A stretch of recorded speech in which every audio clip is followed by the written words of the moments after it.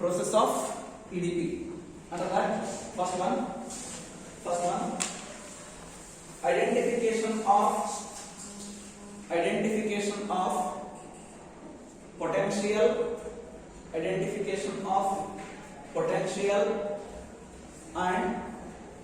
identification of potential and right candidates. Identification of potential and right candidates. Potential and right candidates. Potential and right candidates. So stop. Right. Under EDP, in order to provide training, first they have to choose the candidates. In the sense, they are not going to provide the training randomly to all the applicants. Okay, so in a random sense, they are not going to provide the training to overall applicants, right? But they are going to choose, or they are going to select only few candidates. In the sense, what their target is, based on their target, they are only going to give opportunity, or they are going to select only few candidates, only required number of candidates for the purpose of training. For example, their target is only 100 members, means they are received the 200 applications, then they are going to scrutinize the all applications, then they are going to select the top 100 candidates. Okay, the top 100 candidates, in the sense, what is that top 100 candidates? In the sense, what actually they are expecting from the candidates.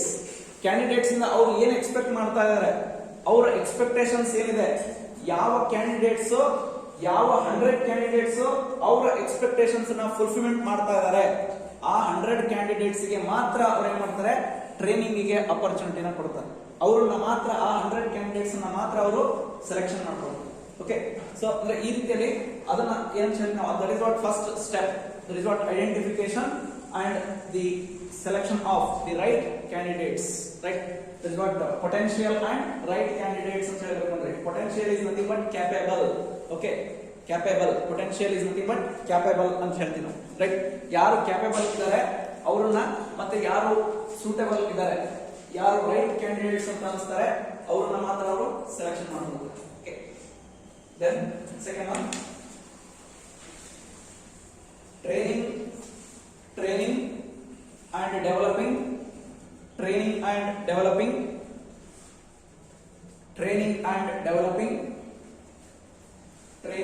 developing entrepreneurial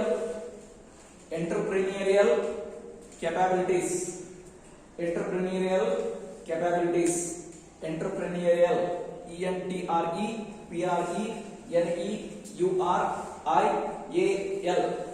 I repeat, ENTREPRENEURIAL. Entrepreneurial capabilities. Full stop. Training and developing entrepreneurial capabilities. What is that? The entrepreneurial capabilities, in the sense, if a person want to become entrepreneur, then he should know some sort of skills relating to his field. For example, his field in the sense, on manufacturing business ಮಾಡ್ತಾ ಇದ್ದಾನೆ ಅಂತ ಹೇಳಿದ್ರೆ, ಆ manufacturing ಏನ್ ಮಾಡ್ತಾನೆ ಅದು ಗೊತ್ತಿರಬೇಕು. ಯಾವ ಪ್ರಾಡಕ್ಟ್ ಅನ್ನ ಮ್ಯಾನುಫ್ಯಾಕ್ಚರಿಂಗ್ ಮಾಡ್ತಾನೆ, ಮತ್ತೆ ಆ ಪ್ರಾಡಕ್ಟ್ ಅನ್ನ ಯಾವ ರೀತಿ ಮ್ಯಾನುಫ್ಯಾಕ್ಚರ್ ಮಾಡ್ತಾರೆ ಅಥವಾ ಯಾವ ರೀತಿ ಅದನ್ನ ರೆಡಿ ಮಾಡ್ತಾರೆ ಅನ್ನೋದ್ರ ಬಗ್ಗೆ ಅವ್ರಿಗೆ ಸ್ವಲ್ಪ ನಾಲೆಡ್ಜ್ ಇರಬೇಕು. Right, for example, coconut oil ಇಂಡಸ್ಟ್ರಿನ ಎಸ್ಟಾಬ್ಲಿಷ್ಮೆಂಟ್ ಮಾಡ್ತೇವೆ ಅಂತ ಹೇಳಿ ಅದು ಅವ್ರ ಮೈಂಡ್ ಸೆಟ್ ಅಲ್ಲಿ ಇಟ್ಕೊಂಡಿದ್ರು ಅಂತ ಹೇಳಿದ್ರೆ, ಅದಕ್ಕೆ ರಿಲೇಟೆಡ್ ಆಗಿ ಸ್ವಲ್ಪ ನಾಲೆಡ್ಜ್ ಅವ್ರಿಗೆ ಇರಬೇಕು. ಓಕೆ, ಸೊ ಯಾವ ರೀತಿಯಲ್ಲಿ ಅದನ್ನ ರೆಡಿ ಮಾಡ್ತಾರೆ. ಸೊ ಈಗ ಆಲ್ರೆಡಿ ನೀವು ಕಾಸ್ಟ್ ಅಕೌಂಟಿಂಗ್ ಅಲ್ಲಿ ಪ್ರೊಸೆಸ್ ಕಾಸ್ಟಿಂಗ್ ಓದ್ತಾ ಇದೀರಿ ಅಂತ ಅನ್ಕೊಂಡಿದೀನಿ, ಅಥವಾ ನೆಕ್ಸ್ಟ್ ಸೆಮ್ ಅಲ್ಲಿ ಓದಬಹುದು. ಓಕೆ, ಪ್ರೊಸೆಸ್ ಕಾಸ್ಟಿಂಗ್ ಅಂತ ಹೇಳಿ ಬರುತ್ತೆ. ಆ ಪ್ರೊಸೆಸ್ ಕಾಸ್ಟಿಂಗ್ ಅಲ್ಲಿ ಈಗ ಆಲ್ರೆಡಿ ಲಾಸ್ಟ್ ಕ್ಲಾಸ್ ಅಲ್ಲಿ ಕೂಡ ಹೇಳಿದೀನಿ, ಮತ್ತೆ ಒಂದ್ಸಲ ಹೇಳ್ತಾ ಇದೀನಿ ನಿಮಗೆ. ಕೋಕೋನಟ್ ಆಯಿಲ್ ಹೇಗೆ ರೆಡಿ ಮಾಡ್ತಾರೆ ಅಂತ ಹಂಗೆ ಸಿಂಪಲ್ ಕ್ವಶನ್ ಕೇಳಿದ್ರೆ, ಟ್ರೈನಿಂಗ್ ಪ್ರೋಗ್ರಾಮ್ ಅಲ್ಲಿ ಬೈ ಚಾನ್ಸ್ ಕೇಳಿದ್ರೆ, ಅವಾಗ ಅವ್ರಿಗೆ ಹೇಳೋದಕ್ಕೆ ಗೊತ್ತಿರಬೇಕು ಕೊಕೊನಟ್ ಆಯಿಲ್ ಹೇಗೆ ರೆಡಿ ಮಾಡ್ತಾರೆ ಅಥವಾ ಯಾವ್ದ್ರಿಂದ ರೆಡಿ ಮಾಡ್ತಾರೆ. ಕೊಕೊನಟ್ ಆಯಿಲ್ ರೆಡಿ ಮಾಡ್ಬೇಕಂದ್ರೆ ಅದಕ್ಕೆ ರಾ ಮೆಟೀರಿಯಲ್ ಯಾವುದು ಯಾವುದು ಎಸ್ ಹೇಳಿ ಕೊಬ್ಬರಿ. ಎಸ್ ಅದನ್ನ ಇಂಗ್ಲಿಷ್ ಅಲ್ಲಿ ಎಸ್ ಕೊಕೊನಟ್ ಅಲ್ವಾ, ರೈಟ್. ಅದೇ ಅದಕ್ಕೆ ರಾ ಮೆಟೀರಿಯಲ್, ರೈಟ್. ಅದನ್ನ ಮತ್ತೆ 3 ಪ್ರೋಸೆಸ್ ಗಳಲ್ಲಿ ಏನ್ ಮಾಡ್ತಾರೆ, ಅದನ್ನ ಪಾಸ್ ಮಾಡಿ ನಂತರ ಫೈನಲ್ ಆಗಿ ನಮಗೆ ಬೇಕಾಗಿರ್ತಕ್ಕಂಥ ಒಂದು ಕೊಕೊನಟ್ ಆಯಿಲ್ ಅನ್ನು ನಾವು ರೆಡಿ ಮಾಡಬಹುದು. Okay, crushing process, refining process, then packing process, right. ಇದು 3 ಪ್ರೋಸೆಸ್ ಇರುತ್ತೆ. ಕೊಕೊನಟ್ ಆಯಿಲ್ ರೆಡಿ ಆಗ್ಬೇಕು ಅಂತ ಹೇಳಿದ್ರೆ ಈ 3 ಪ್ರೋಸೆಸ್ ಆದ್ಮೇಲೆ ಫೈನಲ್ ಆಗಿ ನಮಗೆ ಬೇಕಾಗಿರ್ತಕ್ಕಂಥ ಒಂದು ರಾ ಮೆಟೀರಿಯಲ್ ಫೈನಲ್ ಕನ್ಸ್ಯೂಮರ್ ಯಾವ ರೀತಿ ಐಟಮ್ ಬೇಕು, ಕೊಕೊನಟ್ ಆಯಿಲ್ ಯಾವ ರೀತಿ ಬೇಕು ಆ ಒಂದು ಕೊಕೊನಟ್ ಆಯಿಲ್ ನಮಗೆ ಸಿಗುತ್ತೆ. ಕ್ರಶಿಂಗ್ ಪ್ರೋಸೆಸ್ ಅಲ್ಲಿ ಫಸ್ಟ್ ಏನ್ ಮಾಡ್ತಾರೆ, ಆ ಅವೈಲೇಬಲ್ ಇರತಕ್ಕಂತ ಒಂದು ಕೋಕೋನಟ್ ಅನ್ನ, ಅದು ಕೋಕೋನಟ್ ಅದು ಏನಾಗಿರ್ಬೋದು, ಫ್ರೆಶ್ ಕೋಕೋನಟ್ ಇರ್ಬೋದು ಅಥವಾ ಅದು ಆಲ್ರೆಡಿ ಅದು ಇವನ್ ಏನಂತಾರೆ ಸಮಟೈಮ್ಸ್ ಅದು ತನ್ನ ಒಂದು ಆಕ್ಚುಯಲ್ ಕ್ವಾಲಿಟಿಯನ್ನ ಕಳ್ಕೊಂಡಿರ್ಬೋದು. ಓಕೆ, ಪೆರಿಷಬಲ್ ಕೋಕೋನಟ್ ಆದ್ರೂ ಆಗಿರ್ಬೋದು. ಓಕೆ, ಸೊ ಅದು ಕೆಟ್ಟಿರ್ತಕ್ಕಂಥದ್ದೇ ಆಗಿರ್ಬೋದು, ಬಟ್ ಅದು ಅಥವಾ ಕ್ವಾಲಿಟಿ ಇರ್ತಕ್ಕಂಥದ್ದೇ ಆಗಿರ್ಬೋದು. ಬಟ್ ಅದು ಯಾವುದೇ ಇದ್ರೂ ಕೂಡ ಫಸ್ಟ್ ಏನ್ ಮಾಡ್ತಾರೆ, ಕ್ರಶಿಂಗ್ ಪ್ರೋಸೆಸ್ ಅಲ್ಲಿ ಫಸ್ಟ್ ಅದನ್ನ ಕ್ರಶ್ ಮಾಡ್ತಾರೆ. ಓಕೆ, ಮಿಷನ್ಸ್ ಗಳಿಗೆ ಹಾಕ್ಬಿಟ್ಟು ಅದನ್ನ ಕ್ರಶ್ ಮಾಡೋದು. ಕ್ರಶ್ ಮಾಡಿದ ತಕ್ಷಣ ಏನಾಗುತ್ತೆ, ರಾ ಆಯಿಲ್ ಬರುತ್ತೆ, ರೈಟ್. ರಾ ಆಯಿಲ್ ಬರುತ್ತೆ. ಆ ರಾ ಆಯಿಲ್ ಅಲ್ಲಿ ಮತ್ತೆ ಇಲ್ಲಿ ಕೆಲವೊಂದು ಕೋಕೋನಟ್ ಕಾಂಟೆಂಟ್ಸ್ ಇನ್ನೂ ಇರುತ್ತೆ, right.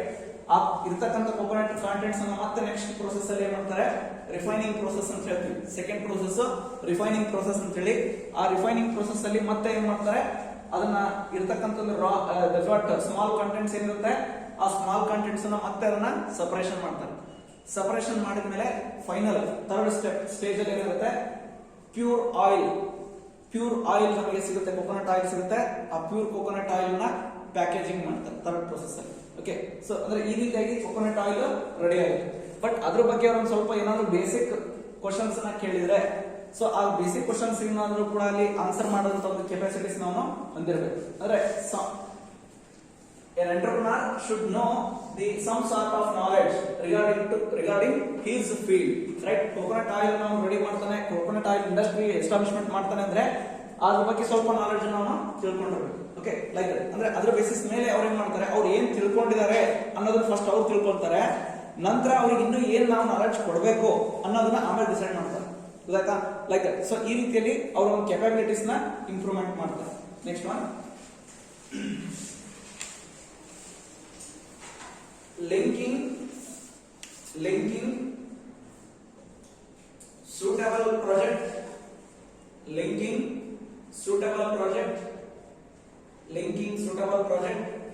with each entrepreneur. Linking suitable project with each entrepreneur. Linking suitable project with each entrepreneur. Full stop. Suitable project in the sense that's what ಅವರ ಏರಿಯಾ ಆಫ್ ಇಂಟ್ರೆಸ್ಟ್ ಯಾವ್ದು ಅಂತ ಹೇಳಿ ತಿಳ್ಕೊಳ್ತಾರೆ. ತಿಳ್ಕೊಂಡು ಅದಕ್ಕೆ ರಿಲೇಟೆಡ್ ಆಗಿ ಒಂದು ಸ್ಮಾಲ್ ಪ್ರಾಜೆಕ್ಟ್ ಅವರಿಗೆ ಅಸೈನ್ಮೆಂಟ್ ಮಾಡ್ತಾರೆ ಆನ್ ದಿ ಸ್ಪಾಟ್ ಅಲ್ಲಿ. In the sense training program ಅವ್ರೇನು ಅಂಡರ್ಟೇಕ್ ಮಾಡಿರ್ತಾರೆ ಅಥವಾ ಕಂಡಕ್ಟ್ ಮಾಡಿರ್ತಾರೆ, ಆ ಕಂಡಕ್ಟ್ ಮಾಡಿರ್ತಕ್ಕಂಥ ಟ್ರೈನಿಂಗ್ ಪ್ರೋಗ್ರಾಮ್ ಅಲ್ಲೇ ಅವ್ರಿಗೆ ಒಂದು ಟಾಸ್ಕ್ ನ ಪರ್ಫಾರ್ಮೆನ್ಸ್ ಮಾಡ್ಲಿಕ್ಕೆ ಕೊಡ್ತಾರೆ. ಅವ್ರು ಏನ್ ಟಾಸ್ಕ್ ನ ಪರ್ಫಾರ್ಮೆನ್ಸ್ ಮಾಡ್ಲಿಕ್ಕೆ ಕೊಡ್ತಾರೆ ಅದನ್ನೇ ಅವ್ರಿಗೆ ಹೇಳ್ತಾ ಇರೋದು ಸ್ಟ್ಯಾಂಡರ್ಡ್ ಫಾರ್ಮ್ ಅಲ್ಲಿ ಪ್ರಾಜೆಕ್ಟ್ ಅಂತ ಹೇಳಿ. ಸೊ ಪ್ರಾಜೆಕ್ಟ್ ಅಂತ ಹೇಳಿದ್ರೆ ಮತ್ತೇನು ಯಾವುದೇ ರೀತಿಯಲ್ಲಿ ದೊಡ್ಡ ಟಾಸ್ಕ್ ನ ಏನ್ ಕೊಡೋದಿಲ್ಲ, ಅವರು ಒಂದು ಸಿಂಪಲ್ ಟಾಸ್ಕ್ ನ ಕೊಡ್ತಾರೆ. ಓಕೆ, ಸೊ ಫಾರ್ ಎಕ್ಸಾಂಪಲ್ ಈಗ ಕೊಕೊನಟ್ ಆಯಿಲ್ ಬಗ್ಗೆ ಈಗ ನಾನು ನಿಮಗೆ ಎಕ್ಸಾಂಪಲ್ ಹೇಳಿದ್ರೆ, ಅದರಲ್ಲಿ ಅವ್ರೇನ್ ಮಾಡ್ತಾರೆ, ರಾ ಆಯಿಲ್ ಅನ್ನ ಫಸ್ಟ್ ಪ್ರೋಸೆಸ್ ಅಲ್ಲಿ ಕ್ರಶ್ ಆಗುತ್ತೆ, ಸೆಕೆಂಡ್ ಪ್ರೋಸೆಸ್ ಅಲ್ಲಿ ಅದು ರಿಫೈನ್ ಆಗುತ್ತೆ ಅಂತ ಹೇಳಿದ್ವಿ ನಾವು. ಓಕೆ, ಫಸ್ಟ್ ಪ್ರೋಸೆಸ್ ಇಂದ ಏನ್ ಬರುತ್ತೆ, ಸೆಕೆಂಡ್ ಸ್ಟೇಜ್ ಏನ್ ಬರುತ್ತೆ, ಆ ಸೆಕೆಂಡ್ ಸ್ಟೇಜ್ ಗೆ ಬರ್ತಕ್ಕಂಥ ಒಂದು ರಾ ಆಯಿಲ್ ಅನ್ನ ಕೊಡ್ತಾರೆ. ರಾ ಆಯಿಲ್ ಅನ್ನ ಕೊಟ್ಟು ಅವರಿಗೆ ಪರ್ಫಾರ್ಮೆನ್ಸ್ ಮಾಡ್ಲಿಕ್ಕೆ ಹೇಳ್ತಾರೆ. ಸೊ ಇದು ರಾ ಆಯಿಲ್ ಇದೆ, ಇದನ್ನ ನೀವು ಪ್ಯೂರ್ ಆಯಿಲ್ ಆಗಿ ಕನ್ವರ್ಷನ್ ಮಾಡಬಹುದು. ಸೊ ಅದಕ್ಕೆ ನಿಮ್ಗೆ ಏನ್ ಫೆಸಿಲಿಟೀಸ್ ಬೇಕು ಕೇಳಿ ನಾವು ಫೆಸಿಲಿಟೀಸ್ ಕೊಡ್ತೇವೆ. ನೀವು ಇದನ್ನ ಪ್ಯೂರ್ ಆಯಿಲ್ ಆಗಿ ಕನ್ವರ್ಷನ್ ಮಾಡಬೇಕು ಅಂತ ಹೇಳಿ ಆ ರೀತಿ ಒಂದು ಟಾಸ್ಕ್ ಅನ್ನ ಕೊಡ್ತಾರೆ. ಜಸ್ಟ್ ಎಕ್ಸಾಂಪಲ್ ಪರ್ಪಸ್ ಕೊಟ್ಟು ಹೇಳ್ತಾ ಇರೋದು ನಿಮಗೆ, ಗೊತ್ತಾಯ್ತಾ? ನಿಮಗೆ ಅರ್ಥ ಆಗೋ ಉದ್ದೇಶದಿಂದ ನಾನು ನಿಮ್ಗೆ ಹೇಳ್ತಾ ಇರೋದು, ಗೊತ್ತಾಯ್ತಾ, ರೈಟ್? ಸೊ ಆ ರೀತಿಯಲ್ಲಿ ಒಂದು ರಾ ಆಯಿಲ್ ಅನ್ನ ಕೊಡ್ತಾರೆ. ರಾ ಆಯಿಲ್ ಅನ್ನ ಕೊಟ್ಬಿಟ್ಟು ಇದನ್ನ ಪ್ಯೂರ್ ಆಯಿಲ್ ಅನ್ನಾಗಿ ಕನ್ವರ್ಷನ್ ಮಾಡ್ರಿ. ನಿಮಗೆ ಇದಕ್ಕೆ ಏನ್ ಬೇಕು, ಮಷಿನ್ಸ್ ಬೇಕಾ, ಟೆಕ್ನಾಲಜಿ ಬೇಕಾ, ಇಕ್ವಿಪ್ಮೆಂಟ್ಸ್ ಬೇಕಾ, ಏನ್ ಬೇಕು, everything we will provide. Okay, but you should perform this task. ಆ ರೀತಿ ಟಾಸ್ಕ್ ಅನ್ನು ಕೊಡ್ತಾರೆ. ಅದರಲ್ಲಿ ಅವ್ರು ಏನ್ ಪರ್ಫಾರ್ಮೆನ್ಸ್ ಅನ್ನು ತೋರಿಸ್ತಾರೆ, ಅದರ ಬೇಸಿಸ್ ಮೇಲೆ ಅವರ ನಾಲೆಡ್ಜ್ ಏನು ಅಥವಾ ಅವರ ಕೆಪಾಸಿಟಿ ಏನು ಅನ್ನೋದನ್ನ ಅವರು ಡಿಸೈಡ್ ಮಾಡ್ತಾರೆ. ಓಕೆ, ಯಾಕಂದ್ರೆ ಅವ್ರಿಗೆ ಟ್ರೈನಿಂಗ್ ಕೊಡಬೇಕು ಅನ್ನೋದಂತ ಆಲ್ರೆಡಿ ಡಿಸೈಡ್ ಮಾಡಿರ್ತಾರೆ, ಡಿಸೈಡ್ ಮಾಡಿ ಅವರಿಗೆ ಅವಕಾಶವನ್ನು ಕೊಟ್ಟಿರ್ತಾರೆ. ಬಟ್ ಅದ್ರ ಜೊತೆಗೇನೆ ಅವ್ರಿಗೆ ಏನ್ ಗೊತ್ತಿದೆ, ಅವರ ಪರ್ಫಾರ್ಮೆನ್ಸ್ ಏನು ಅನ್ನೋ ತಿಳ್ಕೋಬೇಕಲ್ವಾ, ಅದಕ್ಕೋಸ್ಕರವೇ ಅವ್ರಿಗೆ ಒಂದು ಪ್ರಾಕ್ಟಿಕಲ್ ಟಾಸ್ಕ್ ಅನ್ನ ಕೊಡ್ತಾರೆ. ಆ ಪ್ರಾಕ್ಟಿಕಲ್ ಟಾಸ್ಕ್ ಅಲ್ಲಿ ಅವರ ಒಂದು ಪರ್ಫಾರ್ಮೆನ್ಸ್ ಏನಿರುತ್ತೆ ಅದರ ಬೇಸಿಸ್ ನ ಮೇಲೆ ನೆಕ್ಸ್ಟ್ ಅವರಿಗೆ ಏನು ಪ್ರೊವೈಡ್ ಮಾಡಬೇಕು, ಏನ್ ಟ್ರೈನಿಂಗ್ ಅನ್ನ ಕೊಡಬೇಕು, ರೈಟ್, ಯಾವ ರೀತಿ ಅವರ ನಾಲೆಜ್ ಸ್ಕಿಲ್ಸ್ ಅನ್ನ ಇಂಪ್ರೂವ್ಮೆಂಟ್ ಮಾಡಬೇಕು ಅಂತ ಹೇಳಿ ಫರ್ದರ್ ಡಿಸೈಡ್ ಮಾಡ್ತಾರೆ. Okay, next one,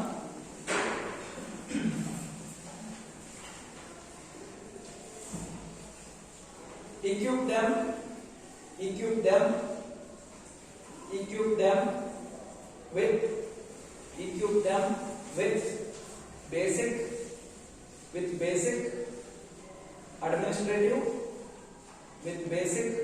administrative, financial, basic administrative, financial and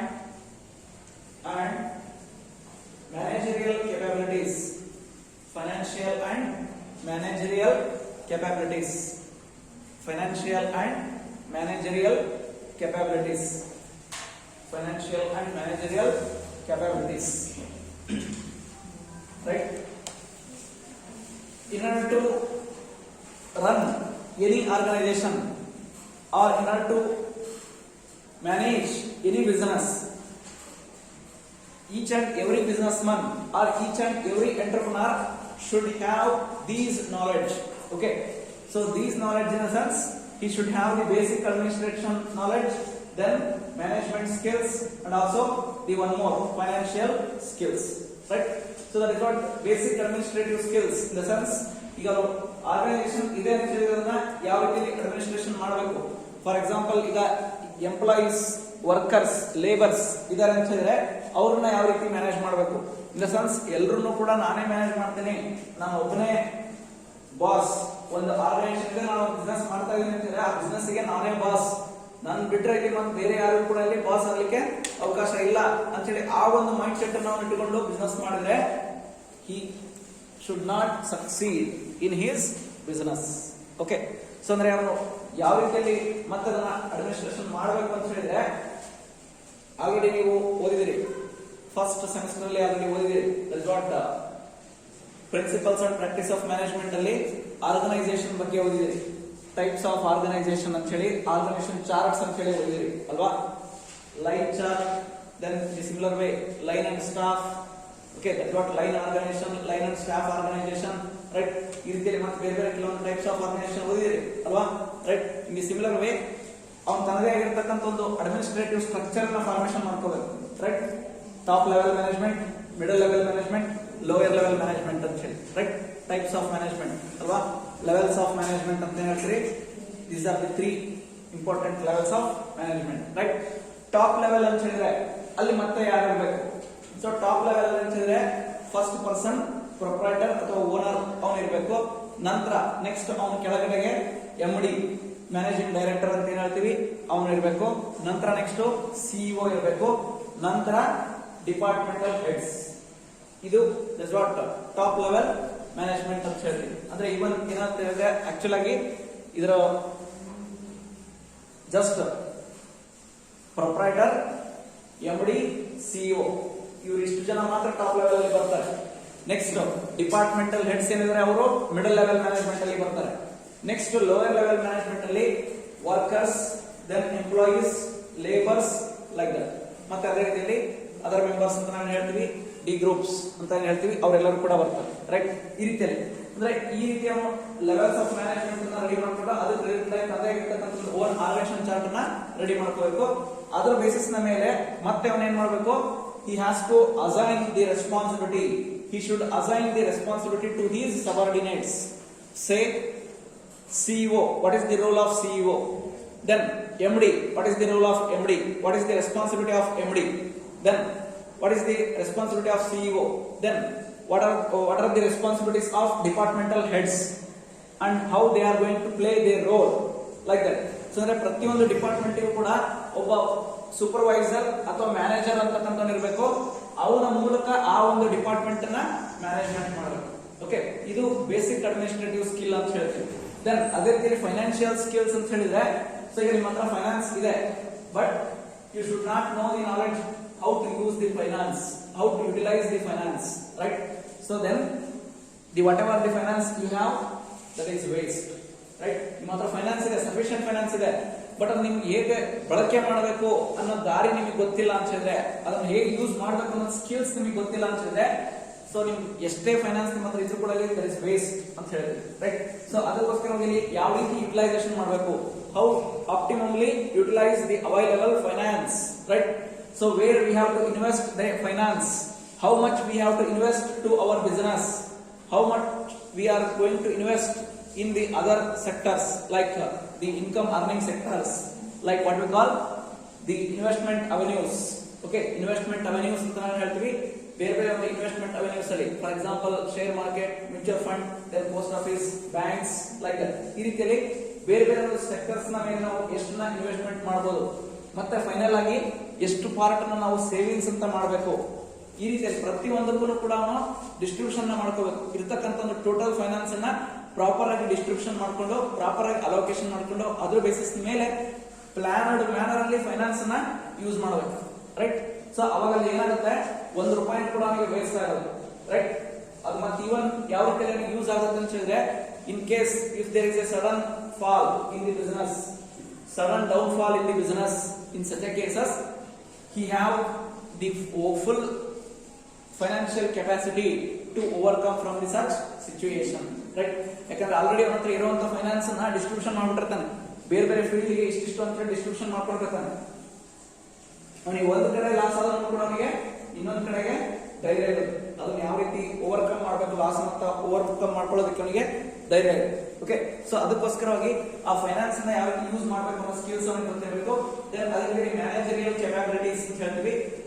that's what management ಅಂತ ಹೇಳಿ ಆಲ್ರೆಡಿ ನೀವು ಓದಿದಿರಾ. That's what 9 functions of management ಅಂತ ನಾವು ಕರಿತೀವಿ. Planning to control, right? So planning, organising, staffing, directing, coordinating, then leading, that's what leadership, then communication, motivation, finally control, right? So that's what is the nearly 9 functions ನೀವೇನು ಓದಿರಿ. Total 9 functions ಏನಿದೆ, ಆ 9 functions ಕೂಡ ಅಲ್ಲಿ ಪ್ರತಿಯೊಂದು functions ಕೂಡ ಬೇರೆ ಬೇರೆ ರೀತಿಯಲ್ಲಿ ಇರುತ್ತೆ. ಸೊ ಆ ಅಷ್ಟು ಫಂಕ್ಷನ್ಸ್ ನ ಯಾವ ರೀತಿ ಪರ್ಫಾರ್ಮೆನ್ಸ್ ಮಾಡಬೇಕು ಅನ್ನೋಂಥ ಒಂದು ಸ್ಕಿಲ್ಸ್ ಅವನಿಗೆ ಗೊತ್ತಿರಬೇಕು, ರೈಟ್? ಸೊ ಈಗ ಪ್ಲಾನಿಂಗ್ ಅಂತ ಹೇಳಿದ್ರೆ ಅಗೇನ್ ರಿಸೋರ್ಸಸ್, ರಾ ಮೆಟೀರಿಯಲ್ಸ್ ಮತ್ತೆ human resource, like that. So ಬೇರೆ ಬೇರೆ ರಿಸೋರ್ಸಸ್ ಅನ್ನ ಯಾವ ರೀತಿ ಪ್ಲಾನಿಂಗ್ ಮಾಡಬೇಕು, ರೈಟ್? ನೆಕ್ಸ್ಟ್ ಅದನ್ನ ಡಿಸ್ಟ್ರಿಬ್ಯೂಷನ್ ಮಾಡಬೇಕು ಅಂತ ಹೇಳಿದ್ರೆ ಅದನ್ನ ಮತ್ತೆ ಯಾವ ರೀತಿ ಡಿಸ್ಟ್ರಿಬ್ಯೂಷನ್ ಯಾವ ರೀತಿಯಲ್ಲಿ ಪ್ಲಾನಿಂಗ್ ಮಾಡಬೇಕು, ಲೈಕ್ ದಟ್. ಆ ಪ್ಲಾನಿಂಗ್ ಬಗ್ಗೆ ಕಂಪ್ಲೀಟ್ ನಾಲೆಡ್ಜ್ ಇರಬೇಕು. ದೆನ್ ಆಕ್ಟಿವಿಟೀಸ್ ನ ಪ್ಲಾನ್ ಮಾಡೋದು, ರಿಸೋರ್ಸಸ್ ಅನ್ನ ಪ್ಲಾನ್ ಮಾಡೋದು, ಲೈಕ್ ದಟ್. ಆ ರೀತಿ ಪ್ರತಿಯೊಂದನ್ನು ಕೂಡ ಪ್ಲಾನಿಂಗ್ ಮಾಡೋದು. ನೆಕ್ಸ್ಟ್ ಆರ್ಗನೈಸಿಂಗ್, ಯಾವ ರೀತಿ ರಿಸೋರ್ಸಸ್ ಅನ್ನ ಆರ್ಗನೈಸ್ ಮಾಡ್ಕೋಬೇಕು. ಸ್ಟಾಫಿಂಗ್, ಸೊ ಅವ್ರಿಗೆ ಯಾವ ರೀತಿಯಲ್ಲಿ ಫೇರ್ ಟ್ರೀಟ್ಮೆಂಟ್ ಅನ್ನ ಮಾಡಬೇಕು, ಮ್ಯಾನ್ ಪವರ್ ಅನ್ನ ಯಾವ ರೀತಿಯಲ್ಲಿ ಫೇರ್ ಟ್ರೀಟ್ಮೆಂಟ್ ಅನ್ನ ಮಾಡಬೇಕು. ನೆಕ್ಸ್ಟ್ ಅದೇ ರೀತಿಯಲ್ಲಿ ಡೈರೆಕ್ಷನ್ಸ್ ಯಾವ ರೀತಿಯಲ್ಲಿ ಅವ್ರಿಗೆ ಕೊಡಬೇಕು, ಟೈಮ್ ಟು ಟೈಮ್ ಅವ್ರಿಗೆ ಯಾವ ರೀತಿ ಡೈರೆಕ್ಷನ್ಸ್ ಅನ್ನ ಕೊಡಬೇಕು, ಏನು ರೂಲ್ಸ್ ಅಂಡ್ ರೆಗ್ಯುಲೇಷನ್ಸ್ ನ ಫಾರ್ಮುಲೇಷನ್ ಮಾಡಬೇಕು, ರೈಟ್? ದೆನ್ ಈ ರೀತಿ ಪ್ರತಿಯೊಂದನ್ನು ಕೂಡ ಅವನು ಪ್ರಾಪರ್ ನಾಲೆಡ್ಜ್ ಅನ್ನ ಹೊಂದಿದ್ರೆ ಮಾತ್ರ ಅವನು ಏನ್ ಮಾಡ್ತಾನೆ, ಅವನು ಸಕ್ಸಸ್ಫುಲ್ ಮ್ಯಾನೇಜರ್ ಆಗಲಿಕ್ಕೆ, ಸಕ್ಸಸ್ಫುಲ್ ಎಂಟರ್ಪ್ರನರ್ ಆಗಲಿಕ್ಕೆ ಪಾಸಿಬಲ್. Otherwise not. ಅಂದ್ರೆ ಈ ಕೆಲವೊಂದು ಫೆಸಿಲಿಟಿ, ಈ ಒಂದು ಕೆಲವೊಂದು ನಾಲೆಡ್ಜ್ ಅನ್ನ ಅವನಿಗೆ ಅಲ್ಲಿ ಕೊಡ್ತಾರೆ, ಯಾರಿಗೆ, ಎಂಟರ್ಪ್ರನರ್ಸ್ ಗೆ ಕೊಡ್ತಾರೆ. ಅದಕ್ಕೋಸ್ಕರ ಫಸ್ಟ್ ಏನ್ ಮಾಡ್ತಾರೆ, ಅವ್ರಿಗೆ ಏನ್ ಗೊತ್ತಿದೆ ಅದನ್ನ ತಿಳ್ಕೊಳ್ತಾರೆ, ನಂತರ ಅವ್ರಿಗೆ ಏನ್ ಕೊಡಬೇಕು ಅದನ್ನ ಕೊಡ್ತಾರೆ. Next one,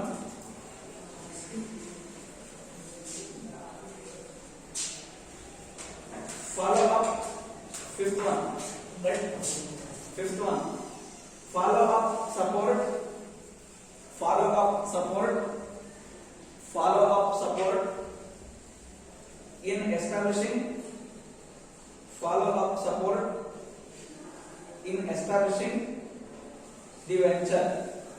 Follow up support in the follow up support in establishing the venture. Follow up support in establishing the venture. Full stop. Follow up support in the sense, in the first 4 steps till now we have discussed that they are going to provide the skills and knowledge to the entrepreneurs. So based on their skills and capacities, right. ಅವ್ರ skills ಮತ್ತೆ capacities ಏನಿರುತ್ತೆ ಅದಕ್ಕೆ related ಆಗಿ training ಅನ್ನ ಕೊಡ್ತಾರೆ ಅಂತ ಹೇಳಿ ನಾವು ಹೇಳಿದ್ವಿ. ಇಲ್ಲಿ ತನಕ ಕೂಡ ಡಿಸ್ಕಷನ್ ಮಾಡಿದ್ವಿ.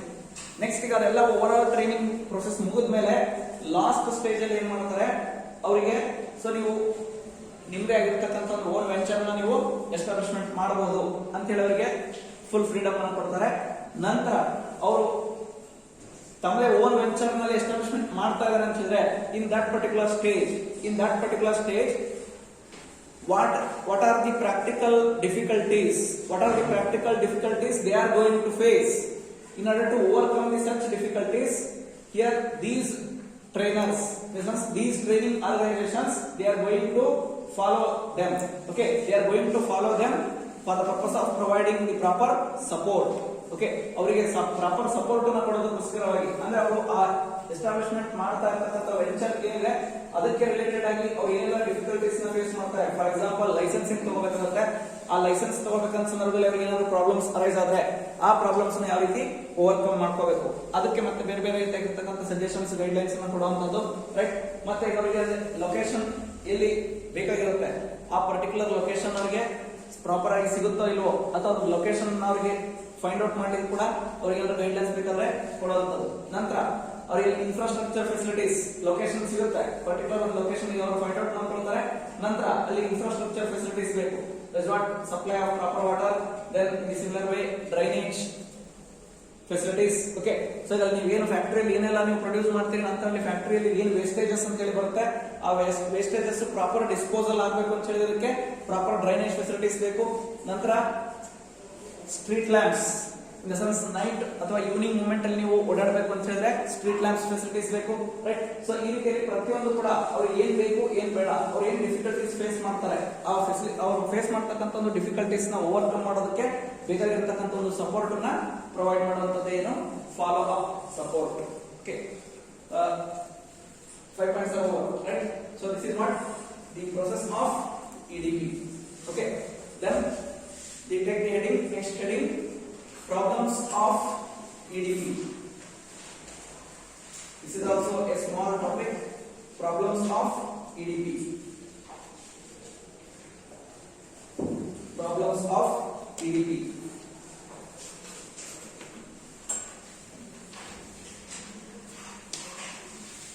Problems of EDP. Problems of EDP. Right. So here, till now we have discussed the process. Then now we are going to discuss the problems of EDP. In the sense, what are the problems? What are the actual problems to be faced by either by the trainers or by the trainees, right? So let trainees face ಮಾಡ್ತಕ್ಕಂಥ problems ಏನು ಅಥವಾ trainers face ಮಾಡ್ತಕ್ಕಂಥ problems ಏನು ಅನ್ನೋದನ್ನ that's what ಇಲ್ಲಿ ಮತ್ತೆ ಅಲ್ಲಿ separate ಆಗಿ ಯಾವುದೇ ರೀತಿಯಲ್ಲಿ ಇಲ್ಲ, ಬಟ್ ಕಾಮನ್ ಆಗಿ ಇಲ್ಲಿ ಕೆಲವೊಂದು ಪ್ರಾಬ್ಲಮ್ಸ್ ಅನ್ನ ಹೇಳಿದ್ದಾರೆ. ಸೊ ಅದರ first one, selection of wrong trainees. Selection of wrong trainees. Selection of wrong trainees. WRONG, wrong. ತಪ್ಪು ಅಂತ ಹೇಳ್ತೀರಿ, that is what wrong. Selection of wrong trainees, full stop. Selection of wrong trainees in the sense earlier ನಾವು ಹೇಳಿದ್ವಿ, process ಅಲ್ಲಿ ಹೇಳಬೇಕಂದ್ರೆ first point ಅಲ್ಲಿ ಹೇಳಿದ್ವಿ. Okay, identification of the capable, that is what potential and write candidates ಅಂತ ಹೇಳಿ ಅಲ್ವಾ. Potential and write candidates ಅಂತ ಹೇಳಿದ್ರೆ ಅವರ ಎಕ್ಸ್ಪೆಕ್ಟೇಷನ್ಸ್ ಏನಿರುತ್ತೆ, ಅವರ ಎಕ್ಸ್ಪೆಕ್ಟೇಷನ್ಸ್ ನ ಯಾರು ಫುಲ್ಫಿಲ್ಮೆಂಟ್ ಮಾಡ್ತಾರೆ ಅಂತ ಕ್ಯಾಂಡಿಡೇಟ್ಸ್ ಗೆ ಮಾತ್ರ ಅವರು ಅಪರ್ಚುನಿಟಿನ ಕೊಡ್ತಾರೆ ಅಂತ ಹೇಳಿ. ರೈಟ್. ಸೊ ಅದೇ ರೀತಿಯಲ್ಲಿ ಇಲ್ಲಿ ನಾವು ಅದಕ್ಕೆ ಆಪೋಸಿಟ್ ಆಗಿ ಹೇಳ್ತಾ ಇದೀವಿ. ಬಟ್ ಅವರ ಎಕ್ಸ್ಪೆಕ್ಟೇಷನ್ಸ್ ಅನ್ನ ಏನ್ ಇಟ್ಕೊಂಡಿರ್ತಾರೆ ಅದನ್ನ ನೋಡ್ಕೊಂಡೇನೆ ಕ್ಯಾಂಡಿಡೇಟ್ಸ್ ನ ಸೆಲೆಕ್ಟ್ ಮಾಡಿರ್ತಾರೆ. ಆದ್ರೂ ಕೂಡ ಕೆಲವೊಂದ್ಸಲ ಏನಾಗುತ್ತೆ, ಅವರ ಸೆಲೆಕ್ಷನ್ ರಾಂಗ್ ಆಗುತ್ತೆ. ಓಕೆ, ಸೊ ಈಗ ರಾಂಗ್ ಪರ್ಸನ್ಸ್ ಅನ್ನು ನೀವು ಸೆಲೆಕ್ಟ್ ಮಾಡಿ ಅವರಿಗೆ ನೀವು ಏನೇ ಹೇಳಿದ್ರು ಕೂಡ ಏನಾಗಲ್ಲ, ಅವರಿಗೆ ರೀಚ್ ಆಗಲ್ಲ. ನೀವು ಹೇಳುವಂತ ಇನ್ಫಾರ್ಮೇಶನ್ ಅವರಿಗೆ ರೀಚ್ ಆಗಲ್ಲ. ರೈಟ್. ಅಂದ್ರೆ ಅವಾಗ ಆಟೋಮೆಟಿಕ್ಲಿ ಆಟೋಮೆಟಿಕ್ಲಿ ಏನಾಗುತ್ತೆ, ಅದು ಸಿಚುವೇಶನ್ ಯಾವ ರೀತಿ ಆಗುತ್ತೆ ಅಂತ ಹೇಳಿದ್ರೆ, ನೀವು ಕೇಳಿದಿರಿ ಅಂತ ಅನ್ಕೊಂತೀನಿ ಆ ಮಾತು, ಕೋಣನ ಮುಂದೆ ಕಿನ್ನರಿ ಬಾರಿಸೋದು ಅಂತ ಹೇಳ್ತಾರೆ, ರೈಟ್? ಕೋಣನ ಮುಂದೆ ಕಿನ್ನರಿ ಬಾರಿಸೋದು ಅಂತ ಹೇಳಿ, ಅದರಲ್ಲಿ ರೆಸ್ಪಾನ್ಸ್ ಏನಾದ್ರು ಇರುತ್ತಾ? ಕೋಣದ ಮುಂದೆ ನೀವು ಕಿನ್ನರಿಯನ್ನು ಬಾರಿಸಿದ್ರೆ ಅದರಿಂದ ಅದು ಏನೋ ರೆಸ್ಪಾನ್ಸ್ ನಿಮಗೆ ಸಿಗಲ್ಲ, ರೈಟ್? ಯಾಕಂದ್ರೆ ಅದು ಏನು ನೀವೇನು ಮಾಡ್ತಾ ಇದ್ದೀರಿ ಆಕ್ಟಿವಿಟಿ ಅನ್ನೋದು ಅದಕ್ಕೆ ಏನು ಗೊತ್ತಿರಲ್ಲ, ರೈಟ್? ಸೊ ಈ ನಥಿಂಗ್ ಬಟ್ ಏನಾಗುತ್ತೆ, ವೇಸ್ಟ್ ಆಫ್ ಆಕ್ಟಿವಿಟಿ ಆಗುತ್ತೆ, ರೈಟ್? ಸೊ ಆ ರೀತಿಯಲ್ಲಿ ಸೇಮ್ ಥಿಂಗ್ ಇಲ್ಲೂ ಕೂಡ ಅಷ್ಟೇ, ರಾಂಗ್ ಟ್ರೈನಿಂಗ್ಸ್ ನೀವು ಸೆಲೆಕ್ಷನ್ ಮಾಡಿದ್ರೆ ಆಟೋಮೆಟಿಕ್ಲಿ ನೀವು ಎಲ್ಲಿ ಏನೇ ಟ್ರೈನಿಂಗ್ ಅನ್ನ ಕೊಟ್ಟರು ಕೂಡ ಆ ಟ್ರೈನಿಂಗ್ ಪ್ರೋಗ್ರಾಮ್ ಅನ್ನ ಕಂಪ್ಲೀಷನ್ ಮಾಡೋದಕ್ಕೆ ನೀವು ಎಷ್ಟೇ ಇನ್ವೆಸ್ಟ್ಮೆಂಟ್